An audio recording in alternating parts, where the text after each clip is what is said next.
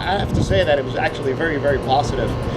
From the moment that I was contacted by the sales department, scheduling the appointment at my own, when it was most convenient for me, and right there actually the sales process, talking to the selecting the windows and so forth. But for me, the most important was actually in Coral Springs we need permits and we need also inspections.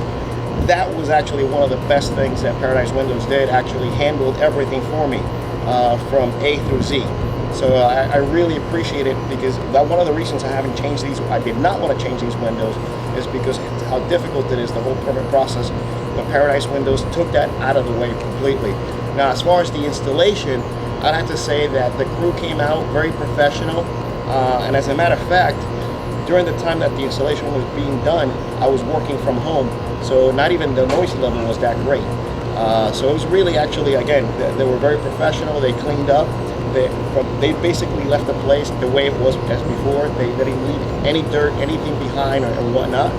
And as far as the follow-up from Paradise Windows, as far as like customer service and so forth, so far it has been the best. I'll tell you.